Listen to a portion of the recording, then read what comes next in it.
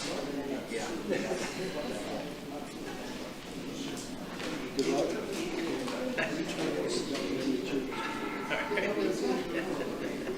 That'll work.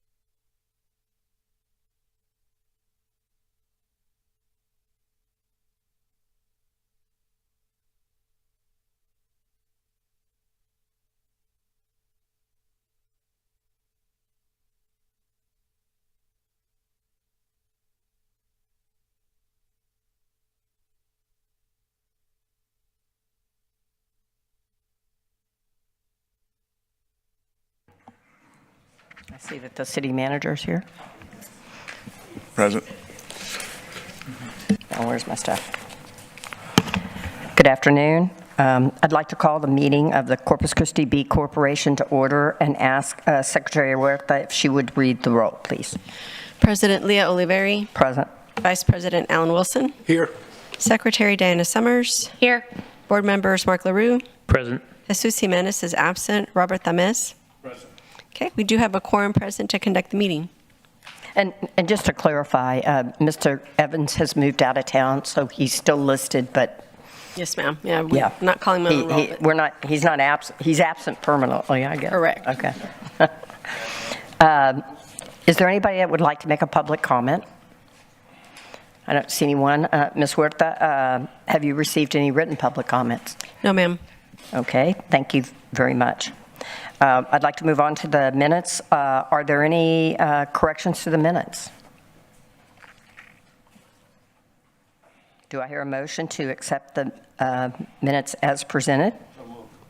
Second. Okay, I have a motion and a second to accept the minutes as presented. All those in favor say aye. Aye. Thank you very much. Okay, we have a number of items here on the agenda, but I thought we might, in that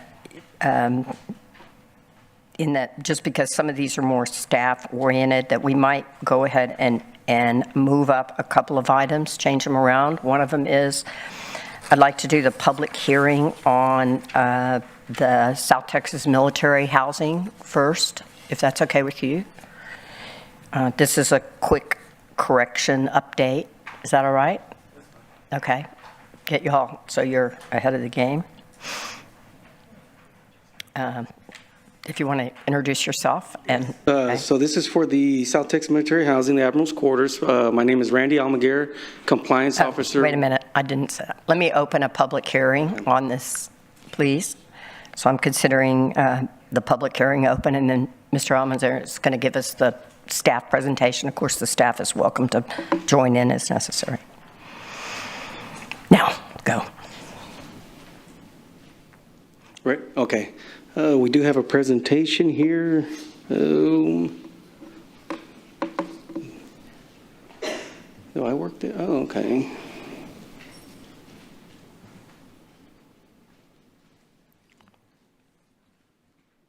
Well, so. Is it item number 6? Yes. So that's control removing of item. Sorry. Can y'all bring up item number 6, please? That was easy. This is hot off the presses. Yeah, so we've been working on this for a few months now. This did go to, back in November, to the Type B board as a resolution for up to $1 million. Really has been a group effort since then to get this agreement back to the Type B board with the city team, city legal, Heather and her team, just trying to get creative here with the agreement. Leah, Mike here with the EDC. When we finally got this brought earlier or late last week and finally got it executed today. So this is for certain infrastructure improvements to Sinatra, to the Chief Naval Air Training Flag Officer Quarters. So just to recap on what's been going on, South Texas Military Task Force, you have Executive Director Creston Cook, Board Chair Alan Wilson, and just really what this is just a collective effort of different people really pushing for the importance of advocating for and supporting our area military facilities. You talk about what's going on over there at NAS, CCAD, you see the personnel there. We have almost 8,100 personnel, and you see the contribution to the local economy. And you see what at NAS, how many tenants are there. The Army Depot with the $1.4 billion to the local economy, the annual revenue. So here's the Chief of Naval Air Training Flag Officer Quarters. It was first constructed in 1941 and served almost 80 years. And then in 2017 with Hurricane Harvey, it was finally, beyond economical repair. It was uninhabitable. And then Several other residents were also razed in 2022, besides the flag officer quarters, and finally demolished. So when you talk about the project details, again, it's up to $1 million. We do have Exhibit A in your packet there. It talks about all the cost estimates, and it's about $989,000. It breaks it down line item by line item. You're talking about roof, concrete, infill, things like that. Again, Sinatra is a 2-star admiral who oversees all naval air training, pilots, NFO, and Blue Angels. They currently have a staff of 193 employees. That's military and civilian, with an average salary of $65,000.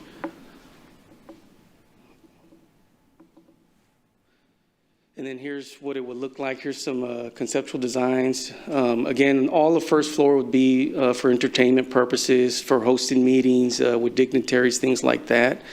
You see it's about $1.5 million of the total project, with Type B coming in at up to $1 million.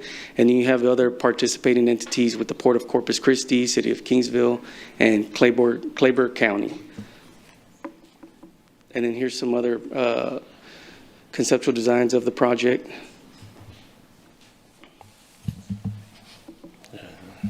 And then the recommendation. Same thing we discussed. So the reason this is back to y'all for consideration is when it went in as an agreement the first time, it had a specific job retention characteristic. The Navy, of course, said, hey, we can't sign this, whether they could or they couldn't. But I think we had even, at that point, thought maybe a different approach, which is, based on which we've done on other projects, which is more a percentage completion approach, and then the fact that the house will be built and the way that it will be verified will be that the CCREDC will go out there and, in essence, monitor that it has been built in the prescribed way and that it continues to be utilized for the head of Sinatra. So it's switching it from a jobs to a facility type contract. Is that? Yes, that's it. Okay. That's certain infrastructure. And that's really the only change? Yes, Yes. that's it. Okay. So that's where we are. It does not need to go back to the city council for any further action. It's at our door for this action. So I would entertain a motion for this updated business agreement. Can you, and also ask for public comment? Oh, I'm sorry, yes. Doing Is that. there any public comment? Thank you, Ms. Huerta. I don't see I'll any. entertain a motion to. You'll make Yes, a motion? make a motion. Okay, second? Second. Okay, I have a motion and a second. All those in favor, please say aye. Aye. All those opposed, same sign. The motion carries. Thank you. Just stay right there. And we close the public hearing also. And yes, and I need to close the public hearing. He was walking away. So as long as you're up here, why don't you go ahead and do what is, in essence, items 7, 8, and 9, having to do with some ideas that have been floating around about job development, economic development ideas, and then your quarterly report. Okay. So, yes, so these next two items are just potential FY25 projects. We wanted to bring them to the board, gauge the interest, see what y'all thought about it, and if you did feel like this is something that we could, that the Type B board would be something to support, we could come back in the next month, either with a more detailed presentation, with an agreement, so on and so forth. So just to try to keep it high level, this one is the Enhanced Skills Training for High Demand Careers. It's with Del Mar College. So it talks about, the mission, purpose, and goal of this program. So it's to educate and skilled in workforce development. This is the goal is to address critical workforce needs and shortages in Corpus Christi. And I would say, EDC handles about 40 plus tax agreements throughout the region. And this past year, I can attest to that going out there, you talk to them, you do compliance, and you said, is there anything you need from us?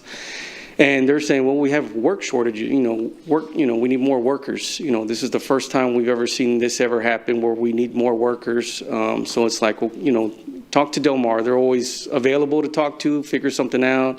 With the programs to get them once they graduate from Del Mar, that onboarding process is a little bit faster. That was another thing they were talking about. That onboarding was 12 months. Let's shorten it on where they don't have to do so much OTJ. Once they get on board, they only learn so much. And once you understand the dynamics, whatever organization they're going to.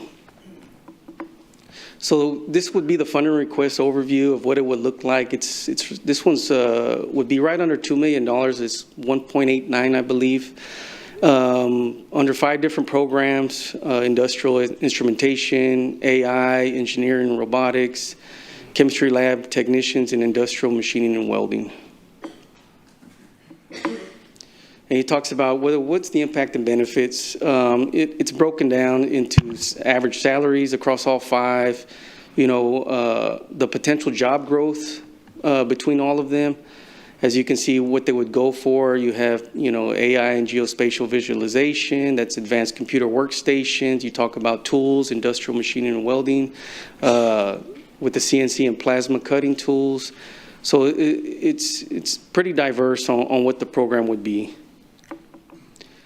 And then that translates into what jobs in the area. You have industrial instrumentation with Cheniere, Enbridge, Tesla, AI and geospatial visualization, the Port of Corpus Christi. You could even include the City of Corpus Christi on that as well.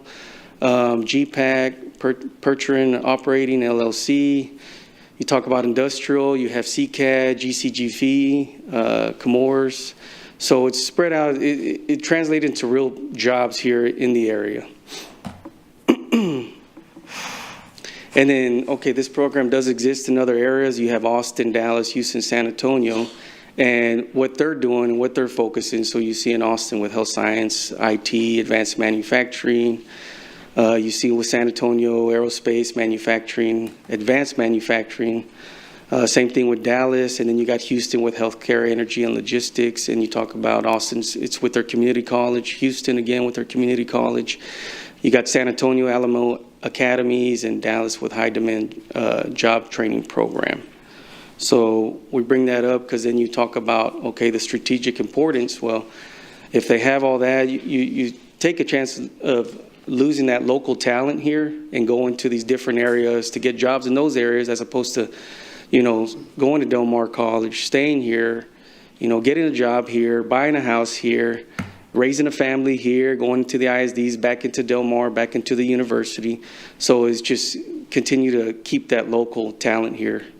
So this is one of the programs we're talking about that we could potentially bring back to the board if the board was interested, and we just wanted to see where y'all stood on that. And this is the first time everyone seeing this. This was brought to us last week, and we just want, there's no action needed. It's just wanting to gauge what y'all thought. Mr. Wilson? I just wanted to say I think it's worth moving forward, matching training to the jobs that we have here, and those are good jobs. So I think we ought to move forward on it. Mr. Tamez? I know that at Del Mar, industrial instrumentation and welding and machinery is going on already. Mm-hmm. Do they need extra funding for that?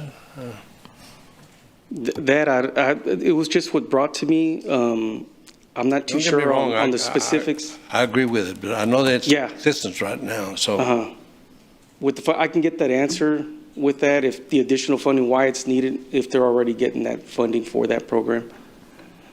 But I believe it's for the extra tools for that one, for industrial. It's the hands-on training with the CNC and plasma cutting tools, things they don't have already. There's somebody from Del Mar behind you. Here we go. Mr. Temes, thank you so much. Just a short answer to Would you enter? I'm sorry. My name is Matthew Busby. I'm with Del Mar College and the Vice President of Development and Donor Advising. So these 5 programs are all existing programs of excellence ongoing at Del Mar. Many of them have been around for decades. And combined, these 5 programs have nearly 1,500 students currently enrolled and with declared majors. So it's an investment into existing programs that take up the excellence and increase the hands-on experience. Does that answer your? So basically, if I understand you right, what this is going to do is do more hands-on. The training itself is already happening. Correct. These are existing programs that are preparing students for existing jobs. And there are a lot of these programs that need an additional investment to make them better, to make them more immersive and hands-on training. Thank you, Mr. Busby. And I suggested that we might want to hear about these before somebody put a lot of work into them, and we said, nah, we're not interested in that. So the reason is this something you think it's worthwhile to pursue? I see a lot of head nodding. Okay. All right. Thank you, Joe. And we'll be able to talk more about this in the next month. One-on-one meetings, getting everyone on board, Right. talking to the city legal, economic development team with the city as well, and just making sure. Absolutely. Please make sure Heather and Arturo and them are brought into the discussion. Joe? Right.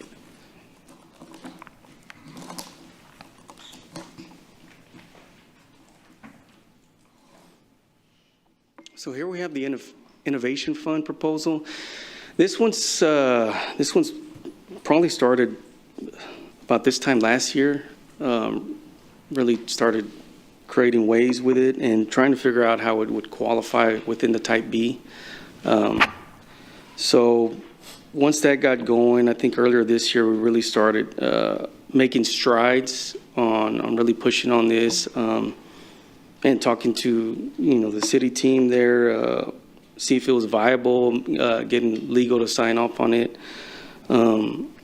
So this one is for those second stage small businesses looking to stay in the city of Corpus Christi and expanding, their businesses. Again, these are small businesses. You're looking at that creation and retention of jobs.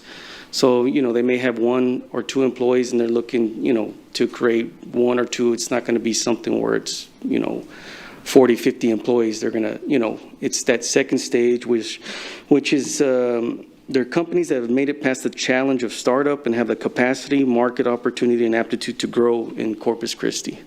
So that's what we're looking at. So you see our EDC's mission statement is to create jobs and drive economic growth by expanding local businesses and attracting new enterprises. So you talk the advantages in Corpus Christi or of Corpus Christi. It's the manufacturing, energy, healthcare, technology, environmental services. We're prime coastal location, with the skilled workforce here, robust transportation links, major port. So the objectives of the Innovation Fund: provide financial support for growth and job creation, equip businesses to secure small business innovation research grants and other capital. That's at that federal level as well with the small business innovation research, fostering that collaborative community of innovation, really helping get them going on what they're trying to do with their respective companies. So then you talked about the implementation plan. So that stage 0 is really getting it out there in Corpus Christi for these businesses. Now, we've talked to a few already, and they seem prime candidates for this program, and completely different areas of what they do. So it's diverse, would be a diverse applicant pool coming in. So it wouldn't be just one thing, it'd be different things. So you have that stage 1 where you have that selection of business review by the Innovation Fund Committee. So that'd be something we would put together a committee who would select these for that funding. And at that time, it would go to Type B for recommendation of approval for that agreement. You talk stage 2, mentorship program with quarterly status updates. That would fall in with our quarterly updates to the Type B board. Then you talk again about the business education, small business innovation research. It's really making sure these companies are staying in business and, getting everything they need to be successful. So then you see the selection criteria: non-publicly traded companies. They have to be in the city limits. Again, it's the creation and or retention of jobs. They have to have 1-year financial statements, clean background check. There's a minimum of 2 employees with at least 70% earning the high innovation wage, which is $75,000, and receiving benefits. And then having that proof of private equity or venture capital, if applicable, representing at least 50% of the requested grant award. And then you have the rubric, which is based on a 100-point scale there. There'd be an application online where they apply. Then you see, project proposal development plan, return on investment potential. Those are your highest points at 30 points each. Really putting an emphasis on that. And then this could be the potential proposal for funding from year 1 all the way to year 5 for a total amount of $5 million over 5 years. So, for example, we'd come with $1 million next month, and hey, for FY25, and say it doesn't take off as we expect it should, and it's $500,000 is utilized. Well, we will come back next fiscal year and say, hey, we're going to request $500,000 instead. Similar to the small business projects, when they're not hitting those numbers, you can always either scale down or scale up and say it does take off and you're requesting more. At that time, it hit the $1 million. We're looking, to bump that up for the next fiscal year. So it gives the board that flexibility. If it's something that works out, we can go higher. If it's something that we need to scale back and it's not gaining the traction we thought it would gain, and bring it back down.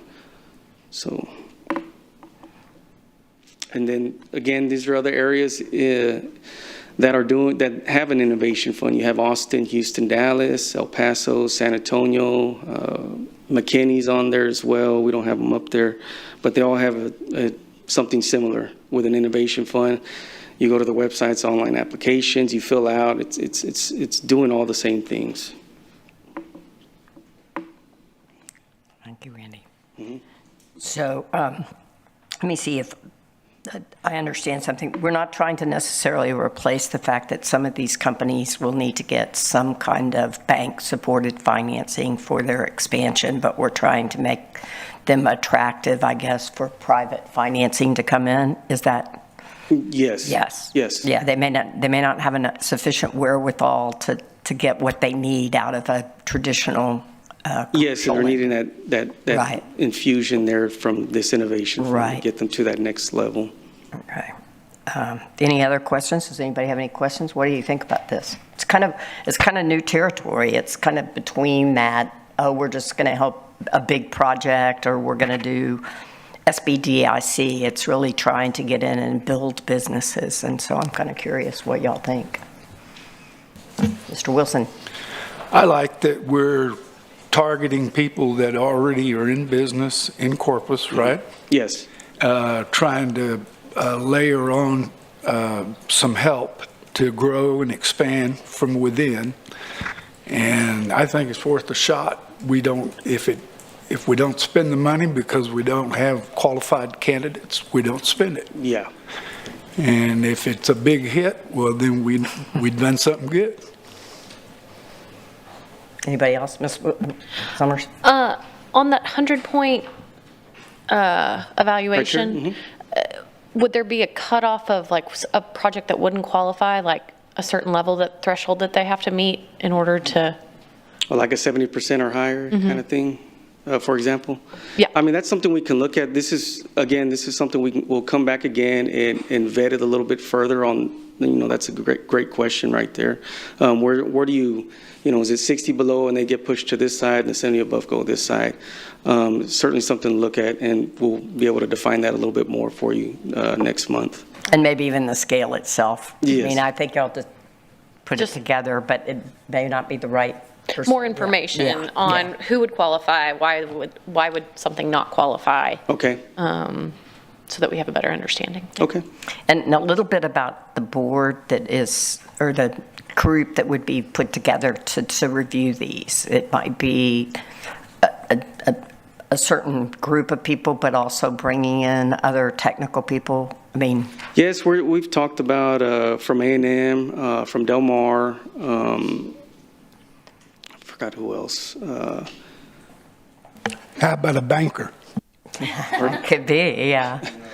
Yeah. Financial, yeah. We had a few in mind from different entities. I think the Innovation Center from A&M itself, Del Mar College as well. I think we were looking at 4 different members. Yeah. Again, and we'll bring all this back. I mean, sometime you need a technical engineering person to tell you, Yes. does this even make any sense? I Yes. mean, is this, Yeah, Yeah. definitely a diverse committee there to make sure we're Right. making a Right. good recommendation to the board. and is it my understanding y'all are working with the innovation group at Texas A&M on this? 'Cause I Yes, see we've been if you wanna collaborating with Doug, introduce yes. Doug, he's here. Yeah. Tell us who he is. Doug, yes, he's with the Innovation Center, the executive director? Director with the Innovation Center. We've been working, I guess, since January, I want to say. I mean, Even before I- Yeah, and then before that, he was working with Brittany before she left. So this has, been going on for a little while, just trying to get there, and here we are, That's great. So what are y'all general sense on this? Is this excuse me, Mr. Lurie? Yeah, no, I think the only question I had was, where did we come up with at least 70% of the employees earning 75,000? I just wonder if we're going to disqualify some. That was based off the innovation wage. It's pulled from that website. Okay. On the high innovation wage, that's where that was extracted. Just, It's I not- get, yeah, It's just, not legally required by us. It could be flexed. Yes, we could change it. Again, this is something to bring, I'll take this back and we'll, fine tune this and either have another presentation or a presentation with a potential agreement next month. I guess you would still be looking at, if somebody was going to add 20 jobs at 50,000 as opposed to 6 jobs, there's some play in the number of jobs or the return on the payroll, I guess, for want of a letter. Is that? yeah, well, and also just, I mean, if it's a very small group where maybe they need 2 people that are lower income, but I just don't want to, With a Right. viable I don't want to project. disqualify Yeah. a good You don't- candidate. Yeah, it could be a case by case Yeah. kind of thing. You don't want to push them out if it's that threshold. Maybe we lower that threshold a little bit. Okay. So it looks like that's something that the board seems interested in. One other final question. So the first year, you're going to have some startup cost in this, just getting the word out. Yes, and I believe, and I don't know if Jackie would know, the 10 to 15% for marketing Okay. is allowable. Yes, it would be allowable for the Yeah, so administration. something just to create all this and get it Yes. out and get it done. Yeah. Yes, and that's at stage 0 where you're getting it out there and trying to get that attraction to that, start getting people to apply. But like I said, we already identified a few, and we let them know, we are taking this to the board as a potential FY25 that you would be a prime candidate for, and we'll let you know if it's something they want to do, and we'll go forward and ping them when everything's live and ready and have them Okay. fill out that application. One last question, going back to the Del Mar. Is there a budget on that one? I don't know that I saw a dollar amount for next year. For the Del Mar program, Uh-huh. it was 1.89. I forgot to put For the- next year? It would be for FY25, yes. And I didn't roll all those numbers up, Okay. but it's right under 2 million. Okay. Any other questions? Okay, with that, you have an update. Hey, you got me today. Moving on to item number 9, it's an update by the Corpus Christi Regional Economic Development, their quarterly report.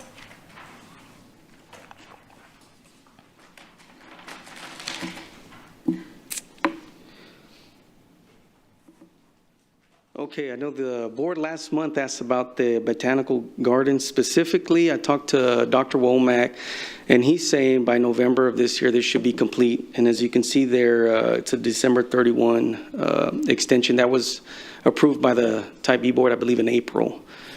So he's not having any issues, and he's moving along. He's saying November. Okay. Next Sports Company, the last time I talked to Dr. Kinsley was back in May. At that time, he was saying he's on target to complete Phase 1. I know board member Wilson has passed by there several times, and it looks the same. I just passed by there last week. City manager's requesting update as well, so we're all have this in the forefront. I should be providing something back to the city manager before the month's out. Still haven't seen no action there. It's just a little bit of dirt moving around. Yeah. And I reached out last week, and he's out of country with no internet, no phone service right now. So that's where I'm at right now on that project. Maintainer there standing and a, Can you turn your mic on? all I see there. I just see it as Skittle can? maintainer there and a skittle can there, and that's all I see. So I assume that he is aware that this money could be taken back. I let him know back in May when he responded back. I said, this is phase one. This is what needs to be done. Are you on track? And Right. and he responded back, I'm on track to get done before Okay. it expires. Okay. Here's Lone Star. This is another one that the board did approve an extension on the construction. There's a compliance for that to be done by December.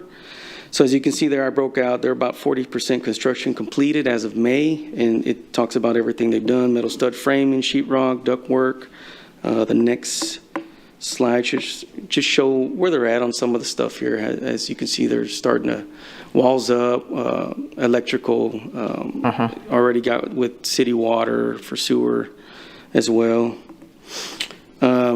I talked to the executive director, Cheryl, on the Ritz project. She submitted all her documentation she needed to send, and she's saying it takes about 6 to 8 weeks with the Texas Historic Commission to get the reimbursement. So she's already started that process. So she should be looking. She was here last month. And she was here with an update Yeah. last month that she wanted to provide you all. That was nice. Here's the newest one, Homewood Suites by Hilton. Again, it's the 5-story, 120 hotel room. This is a creation of 65 jobs. $2 million grant over 5 years, $400,000 a year. This one has a completion date of September of next year. And then I do have a time-lapse video, but can y'all, thank you. It just shows it's 20 seconds of where they're at, where they started and where they're at. Pretty cool. Oh. And they're going vertical pretty quickly.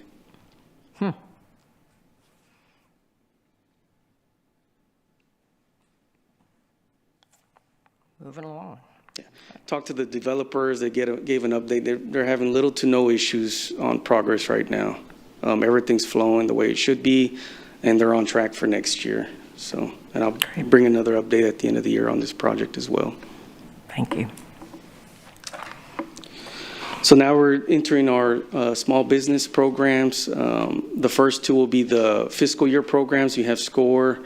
As you can see, that January through March report, 404 cases, 38 workshops with 272 unique attendees, 23 face-to-face cases. That grant has paid $57,000 with $23,000 remaining. As you see, it expires at September of this year. Live Fund, I know I talked about Live Fund last month. It's that $200,000 grant. They're going to be requesting $150,000 for fiscal year 25, just due to the challenges they're having of really trying to get this program out there this past year. That's amazing to me with the interest rates that they're having that much struggle. Yeah. So they have, they've only paid $45,000, right under $45,000 for this fiscal year. A&M, here's another one. I know last year the board was talking about the 2 internship programs at that, and I know board member Summers brought it up last month about the intern to full-time, and as you can see, A&M's here has 6, and that's for the first quarter of this year from January till I think May. 6 have converted to full-time, so they're really, both A&M and Del Mar are making emphasis on trying to get that local talent to stay in Corpus Christi. So when you're giving us grant remaining, you are giving us from January 1st, 2024 through May? Yes. Is that the number? Yes. Just so we understand, those are 5 months in their case, and yes, some of the other ones too. Yes. So, yeah, all these next programs are all the calendar year that started in January. So you'll see the remaining look a little bit higher. On the intern to full-time information, it'd be great to see a year-over-year information on that, see if we're expanding the numbers of full-time jobs.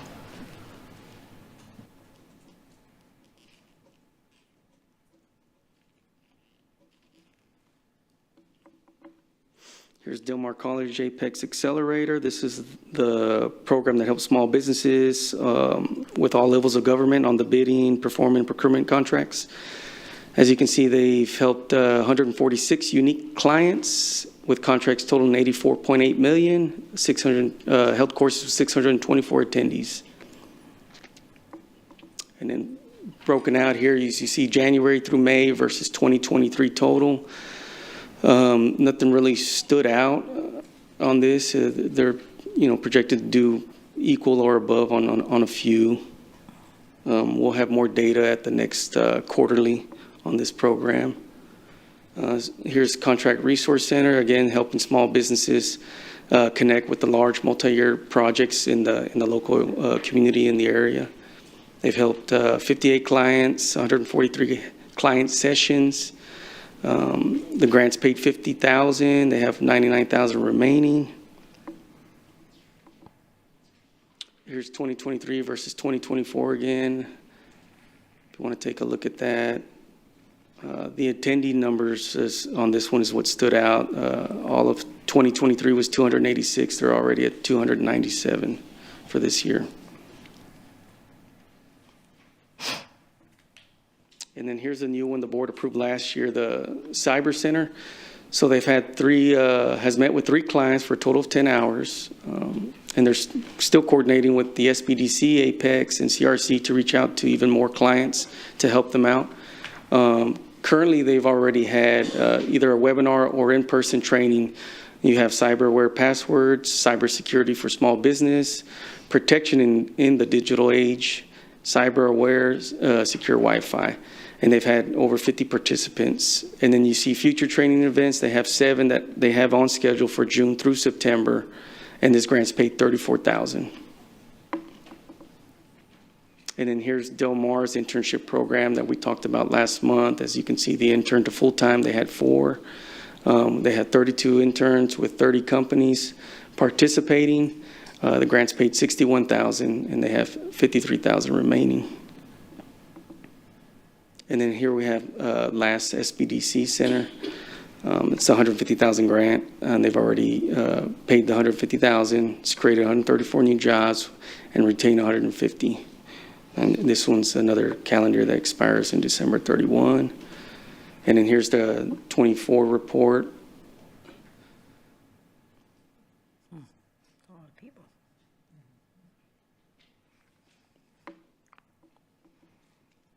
That concludes my presentation. Questions? Anyone? Remind me, is it because y'all aren't that involved in the Lozano Golf Center, that project? That's a city project. City project, okay, that's complete now, right? I'm sorry? The golf center? Yes, ma'am. The lighting, Yeah, the lighting ceremony was, I think, 2 Mondays ago. right. Yes. Mhm. So that got done. That's completed. And there was a lot of people out there playing golf? Yeah, it was sold out the second night, I think, for many days in advance. Yeah. great. Yeah, it looks great.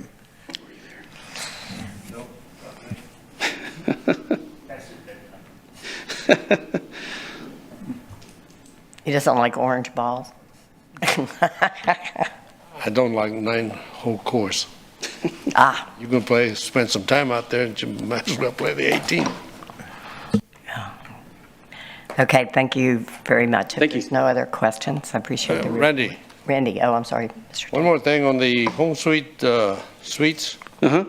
Homewood Suites by Hilton. The creation of 65 full-time jobs. Yes. Does that start at day 1 that they open? No, it's over the course of the 5-year payment, so I believe it's 55 and then 555. And the 500,000 is every what? Every 400,000? yeah, 500,000 payment.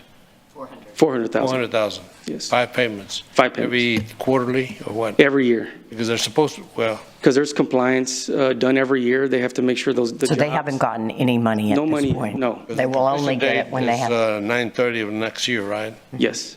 So by that time, they should have 65. 50. No. Once they get the C of O, it'll be 55 jobs to start with and make sure everything's done correctly, everything's submitted, all the paperwork, documented, site visit, and then making sure, putting eyes on how many employees they have. And then it ramps up the And then- next year to and then 65. The year after that, we'll go to 60, Yeah.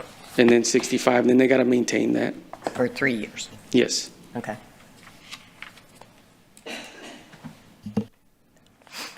Any other questions? All right, thank you very much. Thank you. So let's go back to item number 3. This is a resolution amending and reaffirming Corpus Christi B Corporation's investment policy and investment strategy.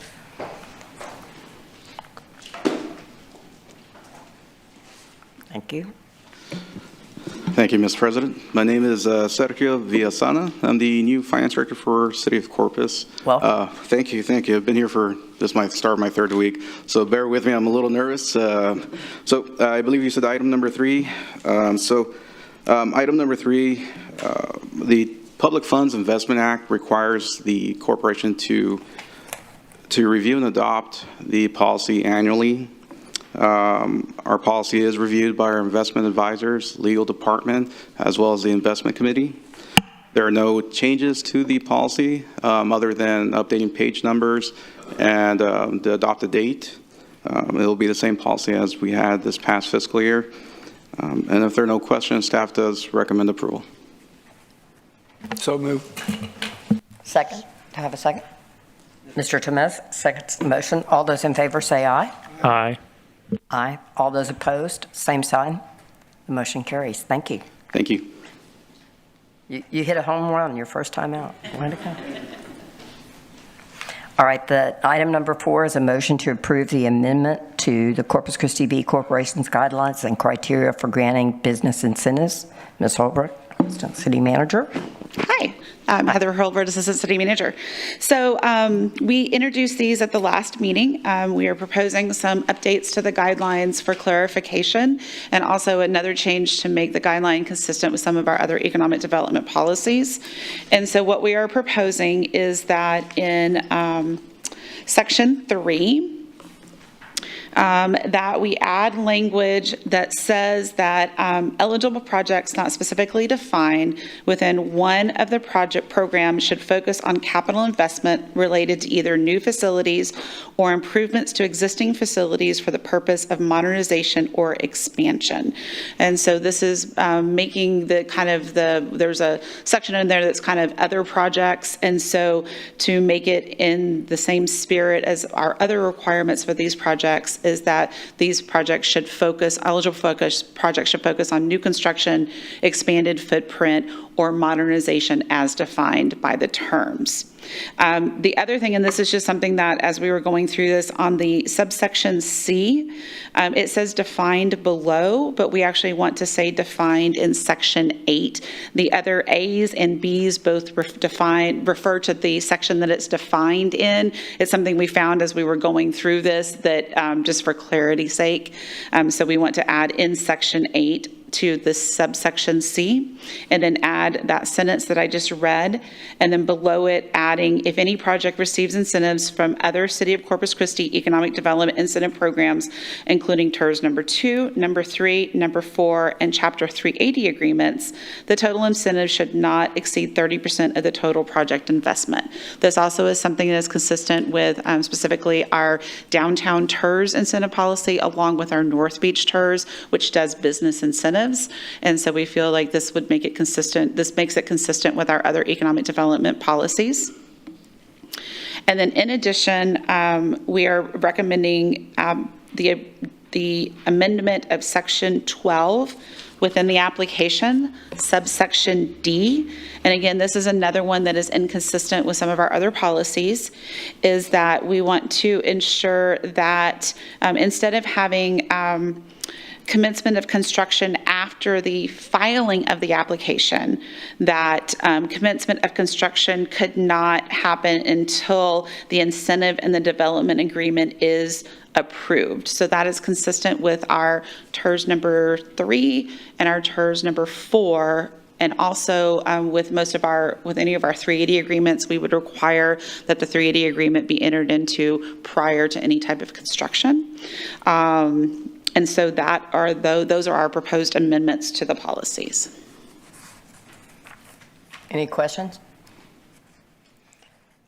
I'm just thinking, the word modernization, It's a defined term. Okay. And so within the policies, modernization for the purpose of this policy is actually definition number Q, or letter Q under section 1. And so it says modernization means the replacement and upgrading of existing facilities which increase the productive output or input, updates the technology, or substantially lowers the unit cost of the operation and extends the economic life of the facilities. Modernization may result from the construction, alteration, or installation of buildings, structures, fixed machinery, or equipment. It shall not be for the purpose of reconditioning, refurbishing, repairing, or completion of deferred maintenance. So within it is a defined term within this policy. It's not just subject to interpretation what modernization is.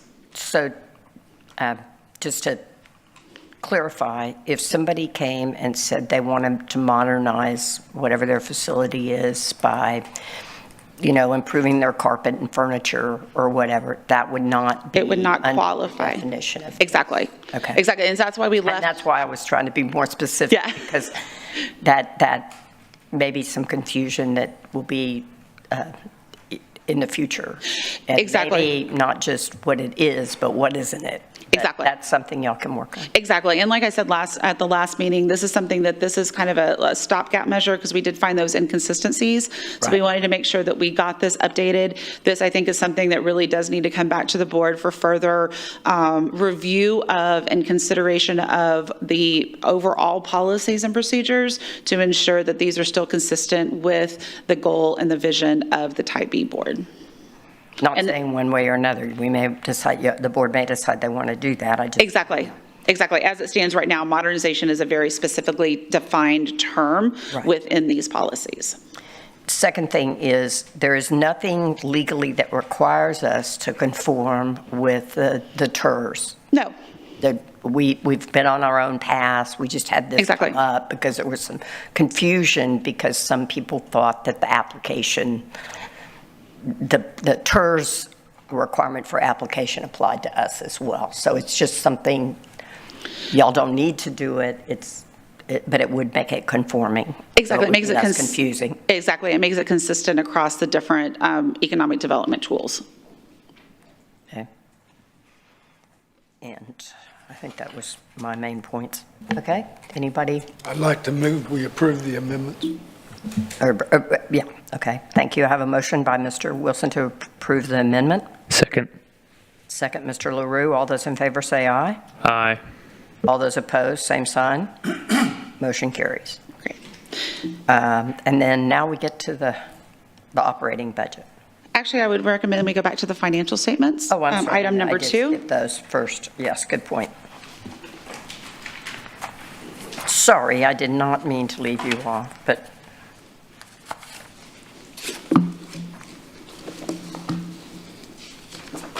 it's a good segue into the budget, isn't it? Okay, before you are the financial position for the corporation as of May 31st, 2024. If you look over to the far right column, we have a beginning fund balance of $14.5 million, revenues year-to-date of $6.5 million, and expenditures year-to-date of $1.4 million, leaving us an ending fund balance of $19.6 million. Now, if you go down that page a little further, you'll see commitments of $12.2 million, which leaves you an ending uncommitted fund balance of $7.3. Next page, you have expenditures as of May 31st, 2024. It's a little more detail of each funding source. Here, I would just highlight the largest expenditures are under economic development for small business projects and major business incentives. Any questions on the detailed expenditures? If not, we turn to page 4. Here we start our listing of detailed commitments. Our affordable housing, we have a commitment of $1 million to the infill housing incentive program. Next slide will show you the economic development commitments. We have a total of about 6.9 commitments, which consist of the South Texas Botanical Gardens, Next Sports Company, Tamook Unmanned System Center, South Texas Military Housing, the Hilton Homewood Suites, and small business contracts, which amount to that $6.9 million. Next, we have the streets commitments, which consist of 4.3 million street transfers to the CIP fund. And lastly, we have the sales tax revenue update. Year to date, we have $6 million in actual sales tax versus budget year to date. You have a favorable balance of $129,000 of actuals over budget. And if there's no questions, staff does recommend approval of the financial statements.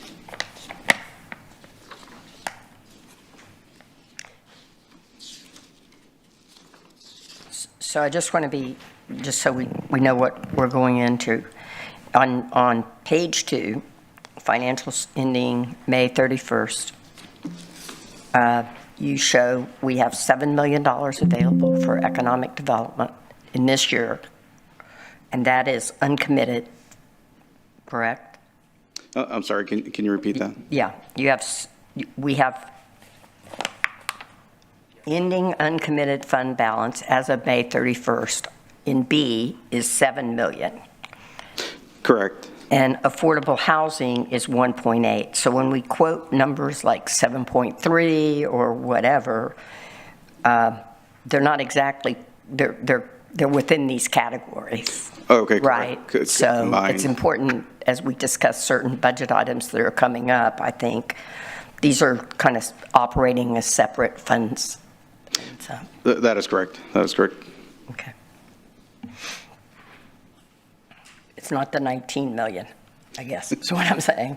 So, all right. You want to move? Is there anything else? Is that it? That's it. Okay. Any questions? Okay, thank you very much. Thank you, Ms. Holbrook, for. Now we'll get to the budget.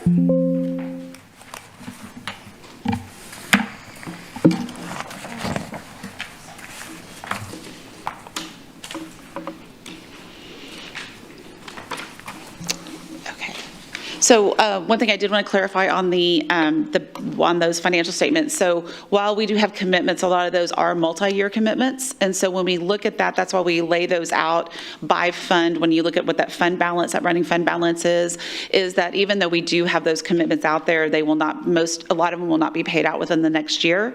And so we try to go through and detail out what that running fund balance is. At the end of a given year. Exactly, yes. Exactly. Okay. So going into our budget for fiscal year 25, that was a good segue into this.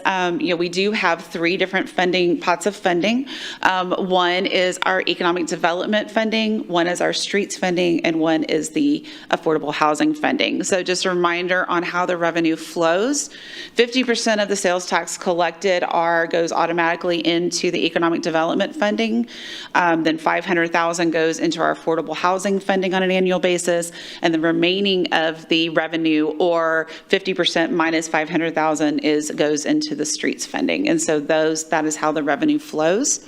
So we'll be looking first at the economic development fund. And so we are expecting to enter the proposed budget year of 25 with about a $14 million fund balance. We are looking at revenues of $4.9 million, total expenditures of 4.5, almost 4.6 million. And this does not reflect any of the new programs that we're bringing forward for consideration. These are just the existing commitments. And we'll go into more detail as we go into the subsequent slides.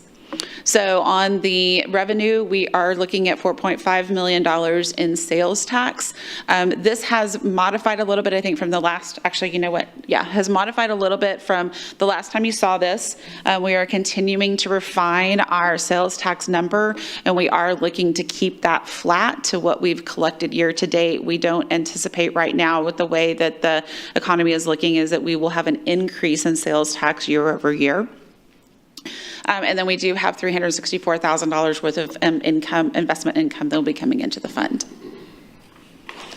So over the last couple of years, what has been our percentage increase when you talk about keeping it flat? 3%? Yeah, about 3 to 4% is what we've been budgeting for. And I believe over the past 3 to 4 years, we've exceeded that budgeted amount. We are tracking slightly above, but we're looking at that sales tax number cooling off a little bit over the last several months. And so because we do try to be very conservative with our retail, with our revenue forecast is on the low side, conservative on our expenditures to the, kind of on the higher side, we have adjusted that sales tax revenue down a little bit from, I think, what we showed you last month. So then looking at the proposed expenses, this is our overview. We'll go into these a little bit more, but this reflects the commitments that we have to date for fiscal year 25, and that is within our general economic development, our major business incentives, our small business projects, administration, the Type B incentives, and then transfer to the general fund. So our major business incentives are broken down for the Next Sports Complex, the Texas A&M Drone Program, the South Texas Military Housing, and Homewood Suites. So we have a little over $3 million worth of commitments that are expected to be paid out in fiscal year 25. So then looking at our small business projects, so a lot of these are the ones that Brandy just gave an update on, but we are looking at the internship programs, the TPAC or APEX, the CRC, the SBDC, the SCORE Lift Fund, and then the cybersecurity. And so based off of the requested amounts for those, we are looking at a little over $1 million, almost $1.1 million in commitments for those contracts for those services. On the internships, did they request less than what their actuals were?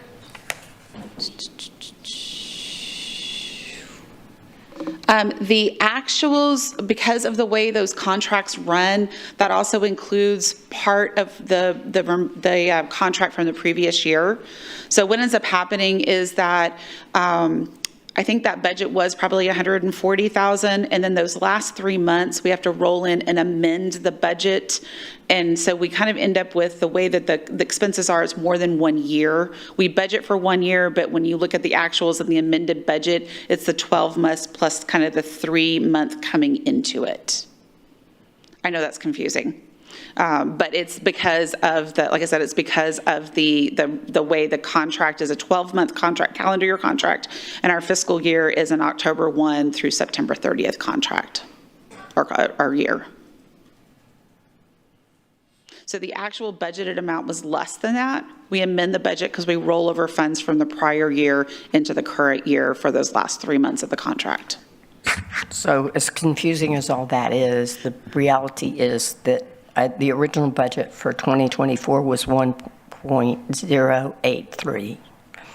And then we added, I believe, $30,000 to Del Mar. Yes, in that I think so, yeah. So that would have brought us up to 1.113. Yes. And yet what is being proposed is 1.076. So somewhere there's a decrease. Yeah. Part of it is the LIFT fund. So the LIFT fund is requesting $50,000 more because they've not been able to use their money. More or less? Less, I'm sorry, less. Sorry. And then Del Mar is $5,000, essentially less, or $4,000 or something, $3,000. For which one, for the LIFT fund? Yes. Well, it went from $200,000 for the original budget in 24 to $150,000 for Oh, I'm sorry, I'm looking at the wrong line. Yes, you're correct. So that's the big swing. That's the big one, lift. exactly. Okay. So PTAC is requesting an additional $5,000. And then Del Mar internship went from $115,000 to $140,000 for the request. Yeah.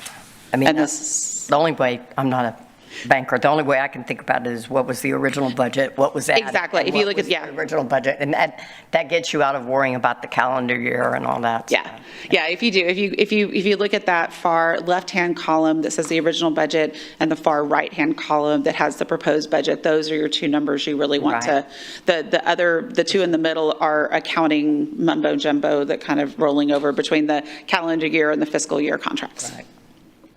Okay, so Lift Fund is saying they're struggling.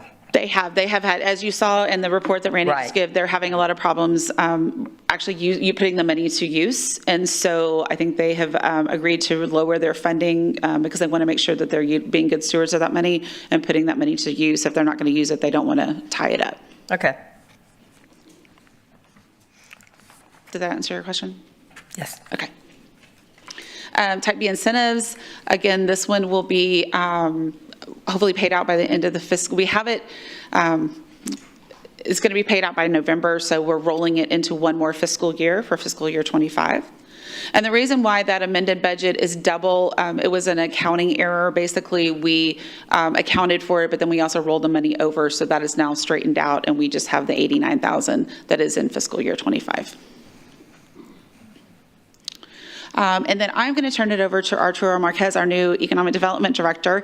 He's going to walk through the items that we are requesting for new programs.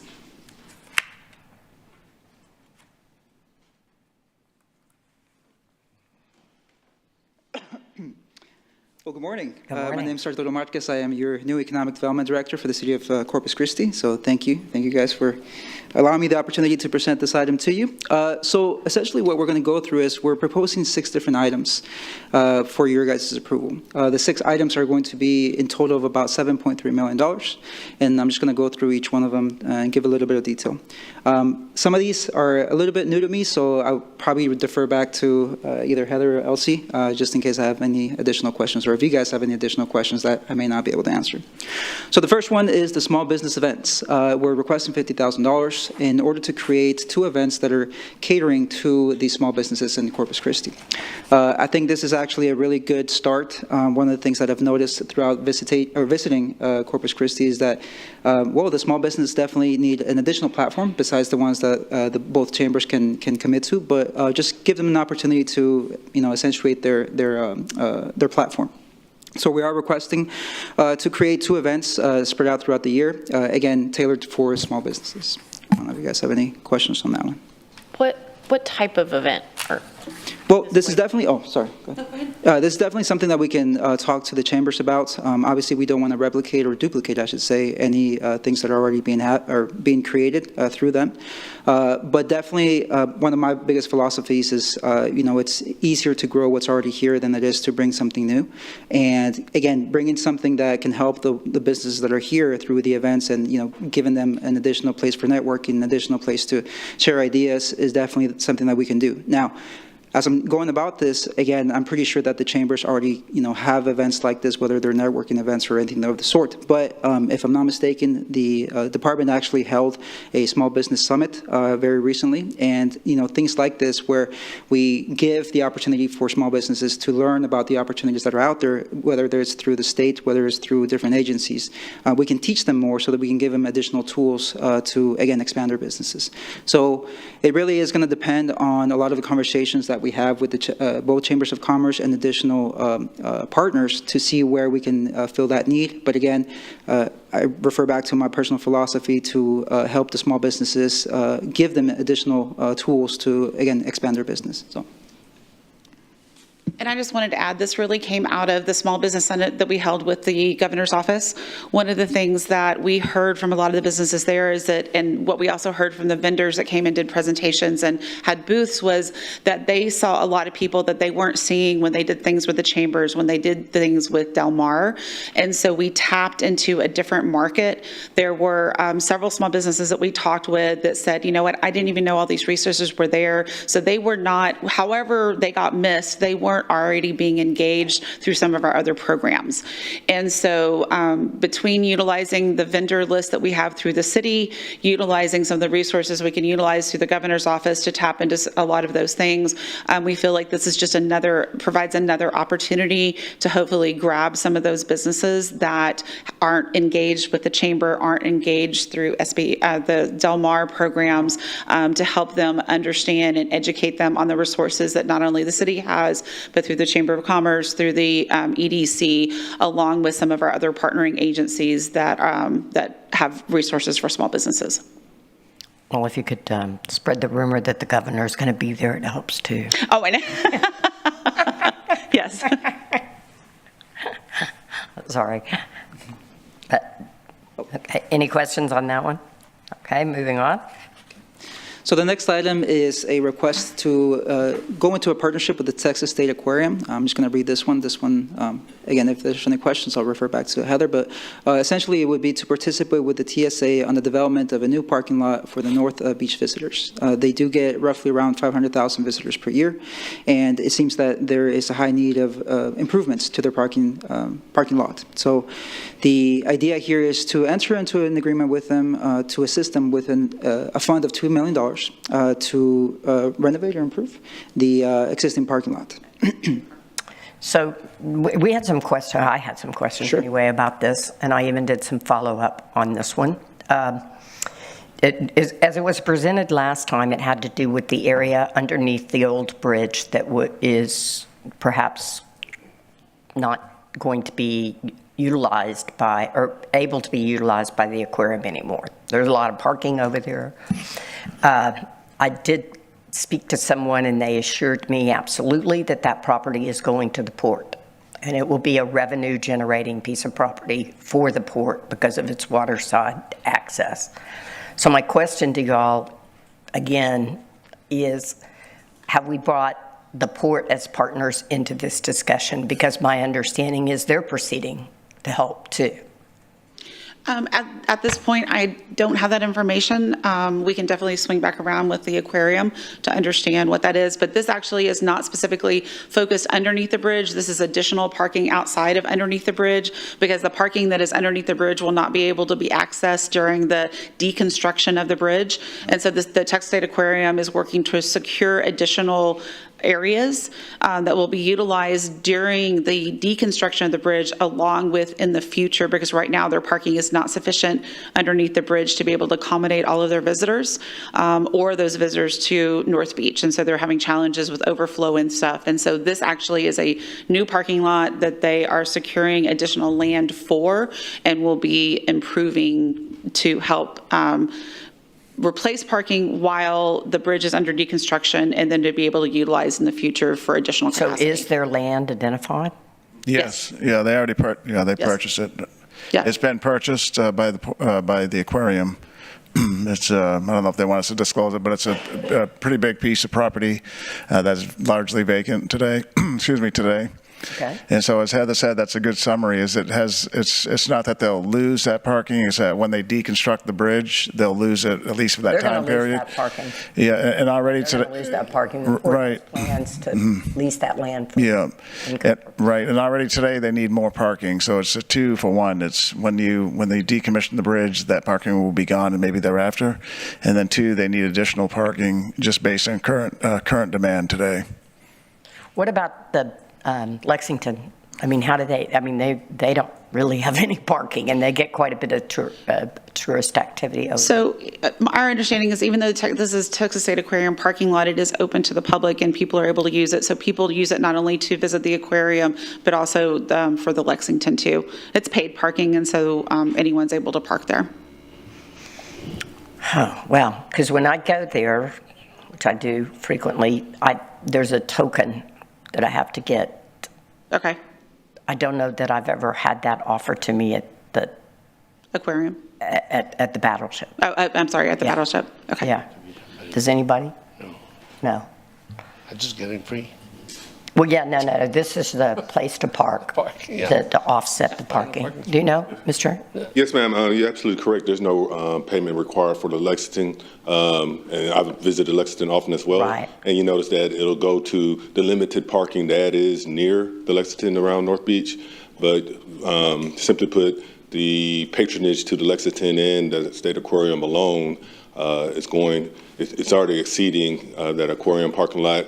You know, the Lexington currently depends on limited parking that's available on North Beach, and aquarium is actually being forward-thinking in, meeting today's demand and, more importantly, future demand. So this is just another request that's very similar to what we did with Bond 22, where we assisted them with the Wildlife Center, and we just want to continue to invest in, that portion of the community, as it's a great revenue generator, number one, and number two, it is a great amenity that brings a lot of tourists to the city. So I guess I'm going back to my original. Is there a way in this process that you could bring the Lexington in so that they could also have tokens?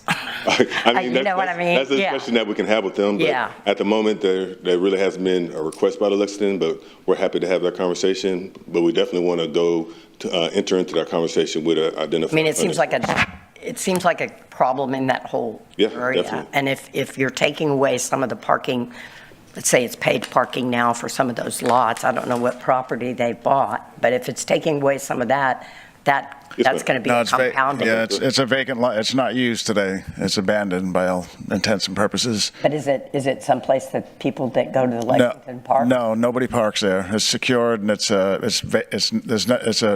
a secured vacant piece of property that nobody parks on. Oh, okay. Yeah, it's secured. Yeah.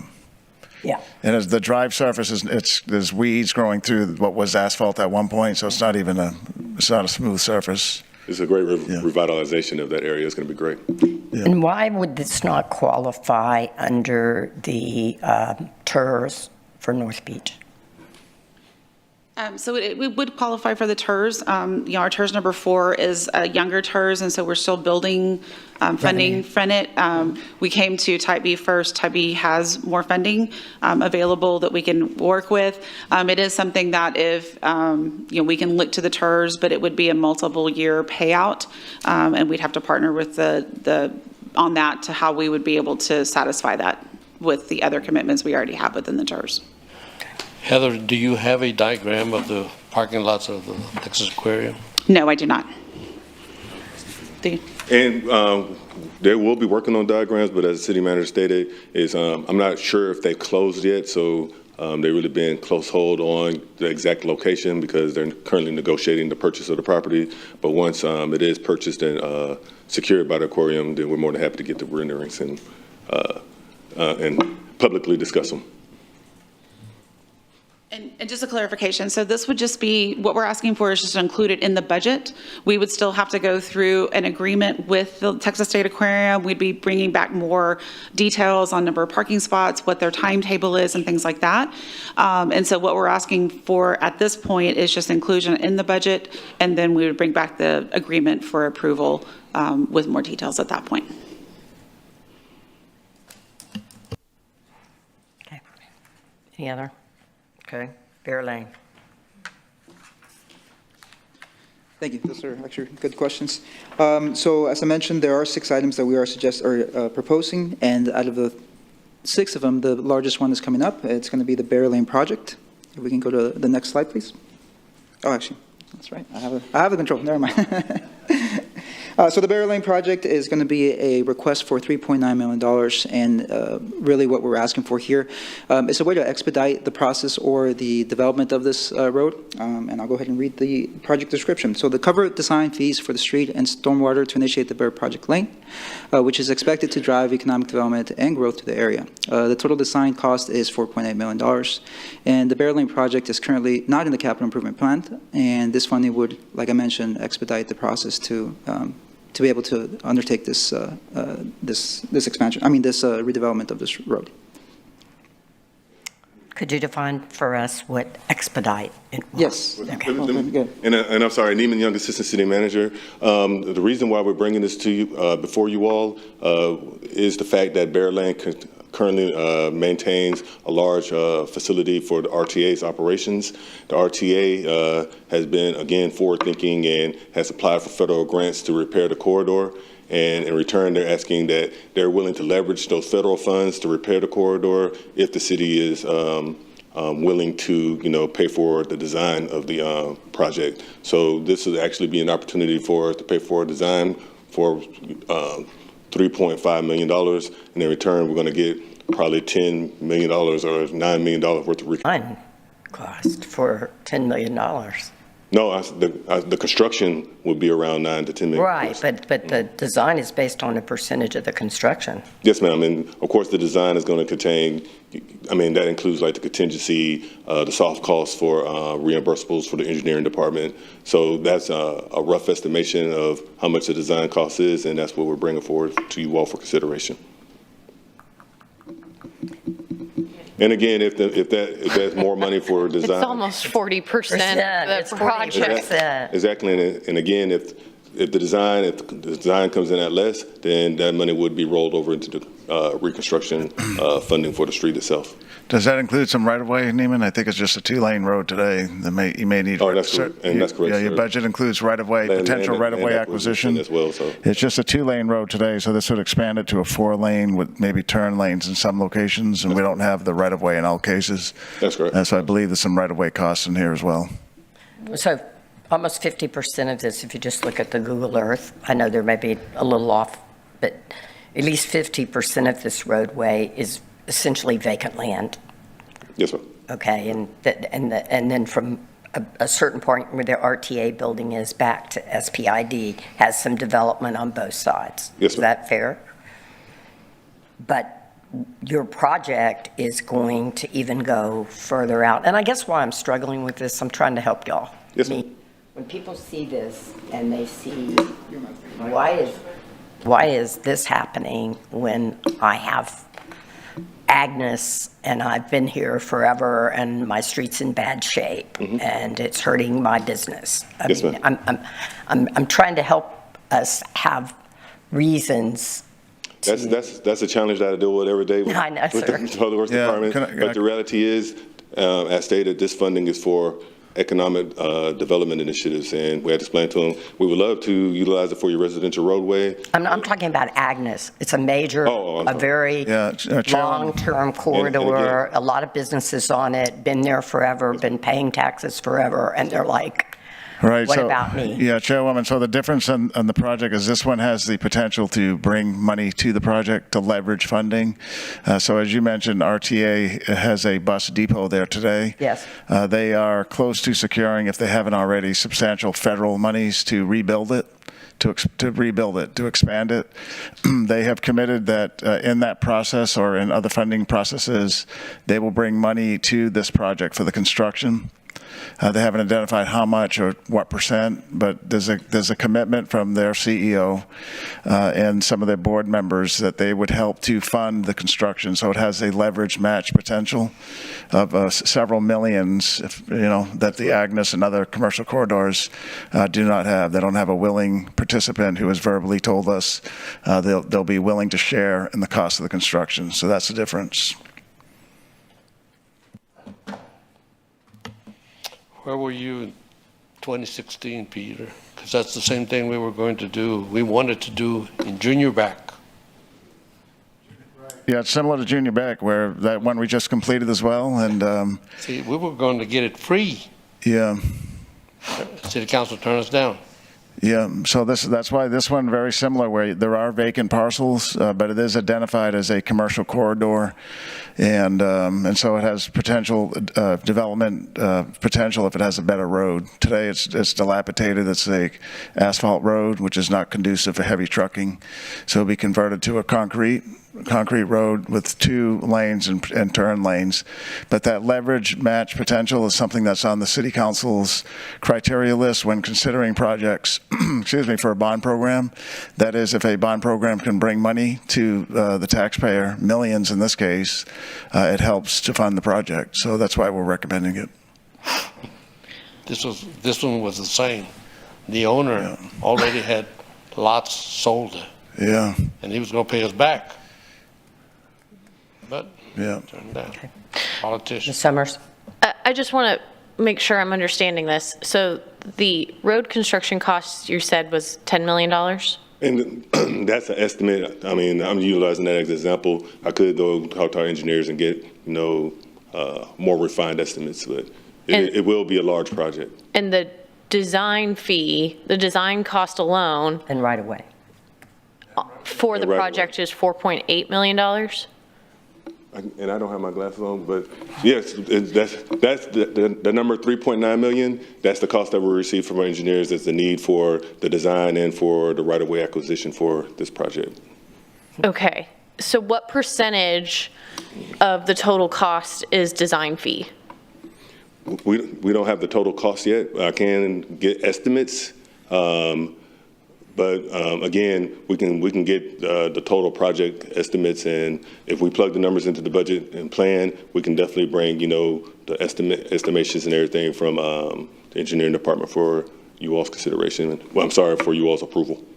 So I think what we're struggling with, correct me if I'm wrong, is we know that normally it would be somewhere between 10 and 15% design, maybe with a little bit more in right away. This is looking like a lot more than that, and that's kind of what we're Yes, ma'am. struggling with. Yes, ma'am. And again, I'm happy to, if we can get it plugged into the budget, I'm happy to, bring the estimations. It's going, because of course it's going to be a driver, how long the corridor is, because you have to purchase all of that right away, and all those estimations go into this figure that we are bringing to you all for consideration. Well, and the question is, too, from my point of view, is why do we need to do it all? I mean, we've got so many street needs. Why do we need to? I mean, it seems like to me if the RTA is only willing to get 10 million, that's probably just from North Padre Island to near their facility. Again, the 10 million figure that I threw out, that was just for example. I can talk with the engineer department and get that number, whether number 10, it could be 15, it could be 20, I don't know. What's the total miles? What are the total miles? I don't have that. I can get that information. Okay. I mean, I know I used to use $1 million a mile. I know that's not true anymore, but. Yes, ma'am. And I can bring. Okay. I can get all that information as far as the lane miles. Right. What does it say? Anything else? Yeah. Yeah. Yeah. I can get the estimations. Heather is showing me a spreadsheet where she estimated that maybe $27 million. That's what we heard last. I mean, we were told $27-30 million last time. So. And again, I could bring all those numbers and everything. We just want to make sure that we are that it is viewed favorably by the board, and then in turn we can go ahead, continue our discussions with the RTA and get refined documents and refined estimations from the engineering department. So why wouldn't this be? You're bringing this to us separate from what is the street funds that are allocated. This is separate. Why would this not be eligible for? It would be, but we don't have the money. Well, you're getting new money. What is the plan for the new money? And if you watch the upcoming budget, you're going to see that we're actually going to be reducing a lot of the street work that's being performed. No, I'm talking about the sales tax. The sales tax. Oh, I'm sorry. It's already committed, but Heather will explain it. Yeah. So for fiscal year 25, we already have $2.5 million of about the $4 million committed because we brought that Huntwood Lane modification back. And so there's already 2.5 of the 4 that will be committed to reimburse for the Williams Road project. So that would only leave us about 1.5 million or so, which would not be sufficient to utilize this for the full design cost. So that is why we are asking for it from the Economic Development Fund versus the Streets Fund, because there wasn't sufficient funding. If the board did choose, we could use the remaining 1.5 to offset the 3.9 and use the Economic Development Fund to fund the delta between the two, if that's something that the board wants to consider. Or we could fund it fully from Economic Development and then have 1.5 that could be used for another type of project in the streets area. Well, and since we learned that we apparently do have to certify whatever street project is there a plan for that? Do you have another We don't, as of right now, we don't have another project to recommend for the 1.5. It's something as we continue to go through our CIP and budgeting process, there will probably be something identified that we'll bring forward for consideration.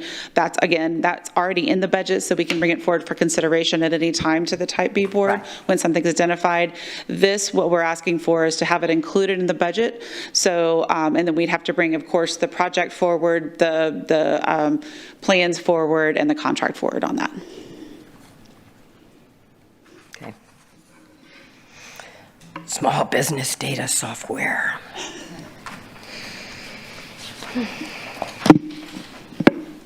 If I can actually just go back to a previous item before the small business software. The next item, and again, one of the larger ones, is going to be the Harbor Playhouse. This one we are requesting. I'm sorry, I skipped that one. Yeah, we are requesting $1.3 million. And for this one, what we're requesting, or why we're requesting this funding, is to have an independent HVAC system or chiller to service this installment. So it consists of planning and design for the installation of a standalone HVAC chiller equipment and systems, and the system is currently tied to the American Bank Center Convention Center, controlling the cooling plan. Modifications will be required as the American Bank Center Convention Center cooling plan is being decoupled. We are in the chiller business, aren't we? We are. Are there any questions on this one? Okay. All right, the next item, now we run into the small business data software. For this one, we are requesting a funding of $38,250 to secure a small business data software. With this one, what we'll be able to get is we'll be able to start measuring, or tracking, I should say, not measuring, but tracking movement, especially when we have, in the retail area or whenever we have events. And whenever we're doing recruitment for either, actually big companies, but even smaller companies, is that they're typically looking for information like this as far as, how much sales is being generated per square foot, how much traffic do they see, foot traffic, do they see in certain areas. And this will help us have better information to do better recruitment on the businesses that are visiting Corpus Christi. So the big guys all know this stuff. I'm sorry? The big guys all know this stuff. The big companies, the big retailers, I'm promising you, they know more about us than we know about ourselves. Right. They know what the traffic counts are on the corner. They know what, know. That you're trying to target more something that's information available for smaller businesses? Right. So the big companies do track, let's say, for example, the average daily traffic. The average daily traffic can be, bought and even purchased or pulled from TxDOT as, their thoroughfares, right? But this one is a little bit more specific to, creating a certain window of when this information gets pulled from. So let's say, for example, we decide to, do an analysis of, how much traffic we have on the 4th of July weekend. While we may be able to collect information from traffic, like vehicular traffic that goes in and out of the city, this one can help us do a more centralized analysis of, let's say, for example, the parks, or let's say, for example, the downtown area. So while that data that you're talking about does already exist and it can be purchased or pulled from different sources, this one would be more specific and tailored for the ones that we're looking for. And then what do you do with this? So it really depends. So when we're doing recruitment, it really depends on what the sector is and what information they're looking for. It can actually go either way. We can either help the bigger industries, give them additional information, whether, again, it's the household income and all that stuff, coupled with the information that we pull from here, or as we're helping the small businesses, of course, they don't have access to this data, and typically they don't have funding to pay for stuff like this. So we can have that readily available for them if they so seek it. So, let's say that we're looking into a business that is looking to create a second location, but they're unaware of where they should be placed. With information like this, again, as far as the traffic, whether it's pedestrian or vehicular, we can give them a little bit more of a defined or fine-tuned information or data that they can make a better decision on.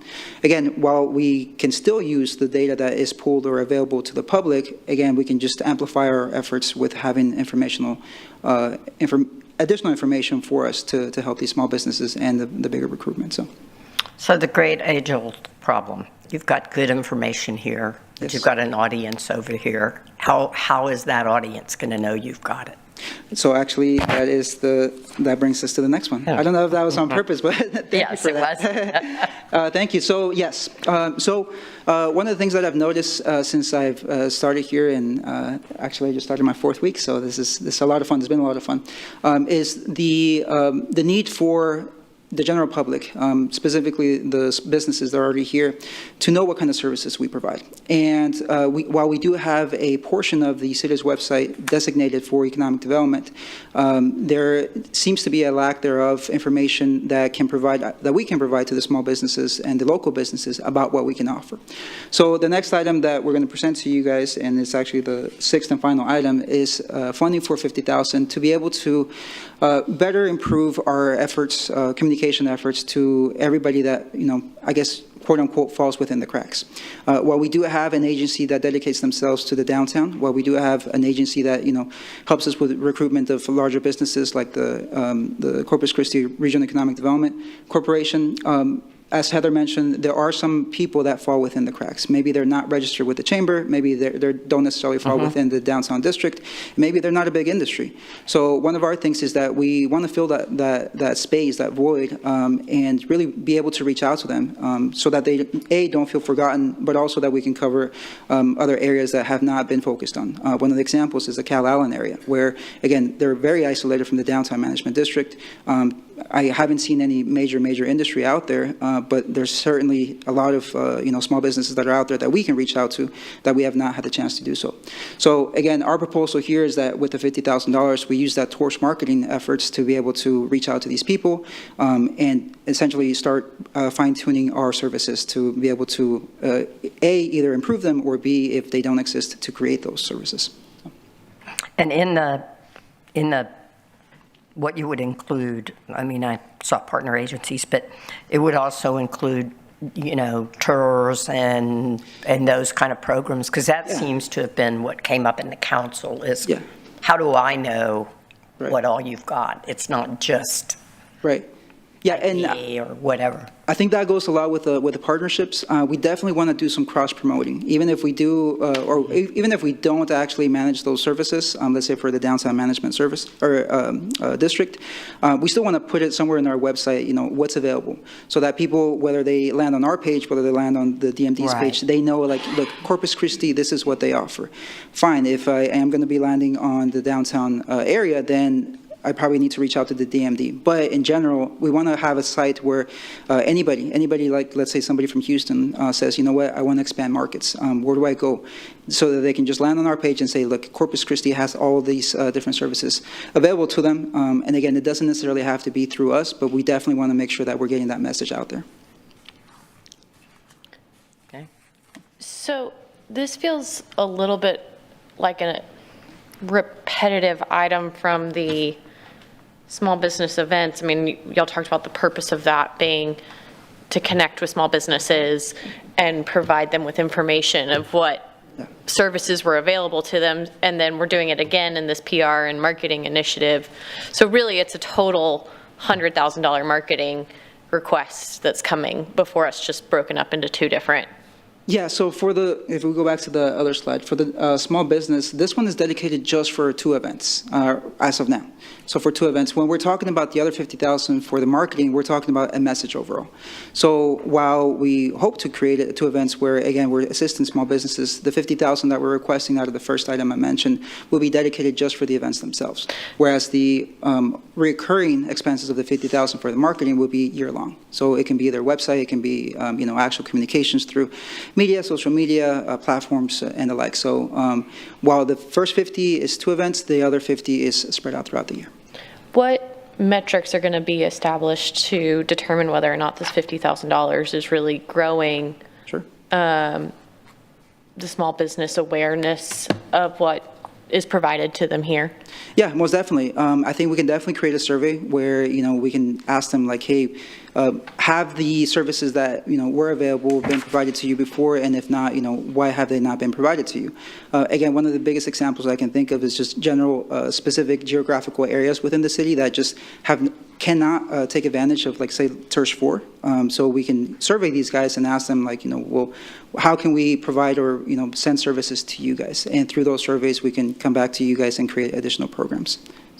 But I guess, how are we going to know that this $50,000 is actually generating growth in the small business community? Well, yeah, like I said, I think probably the best route would be through surveys, through the creation of surveys. Won't you want to have a target, I think? Yeah, I think we need to know what the return is going to be on this. 100 internships. I think you're struggling with how will we define success, not just does a survey say, oh yeah, I went and I loved it and I met 3 people and it was great? Yeah. So one of the things that we can do through a website is, of course, tracking of traffic on the website. I can tell you that through the city's portion of the economic development site, there isn't that much information. So we can actually start there where we can define what the traffic is to that portion of the site now. And then as we do these marketing campaigns, as we go through the implementation of these 2 events, we can start tracking how much traffic we essentially get through that website. That's just one form. And again, I highly recommend going through the route of an actual survey, asking, like, what is your overall sense from the city providing you services? Take that and then compare it to sending the same survey again in the following year and saying, like, has services improved? Has communication from the city to the small businesses improved? So there's a couple of ways that we can definitely do that. But I hear what you're saying, and we can definitely fine-tune these 2 items a little bit more. Yeah, I think I would like some more definition around what is a success from these funds. Absolutely. And then my other question is, I guess I'm hearing that we're going to be building a website with some of these PR and marketing funds. So once that website is built, really, it should serve for a couple of years. It's an investment over a couple year period. So we shouldn't have to make that investment again in future years. That is correct. Okay.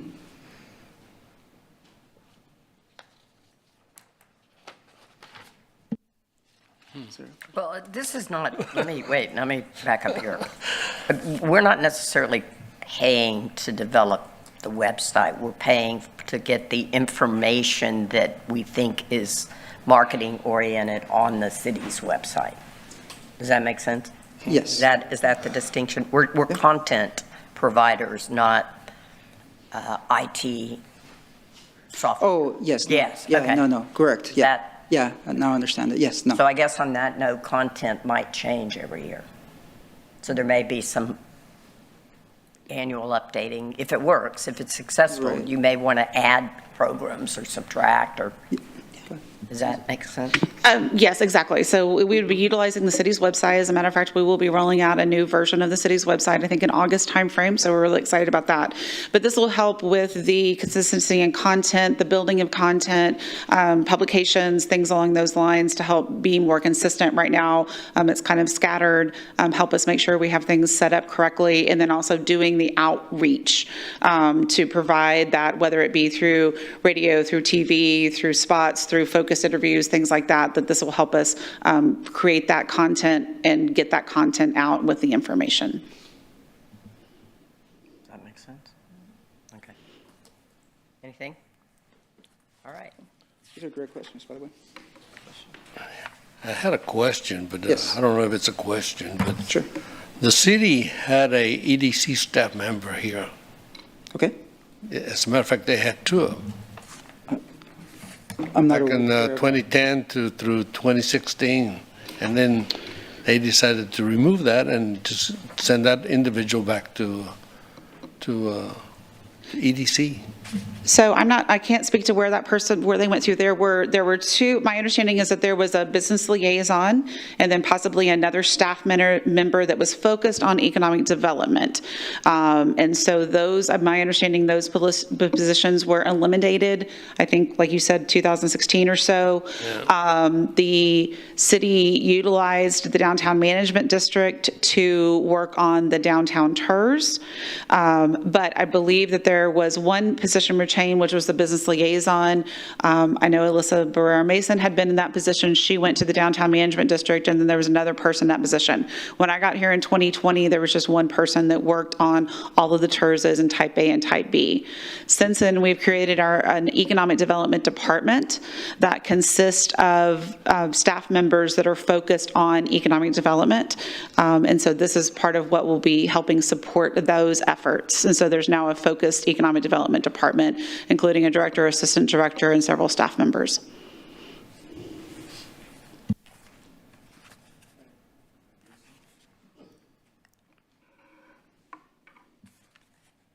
Okay, moving along.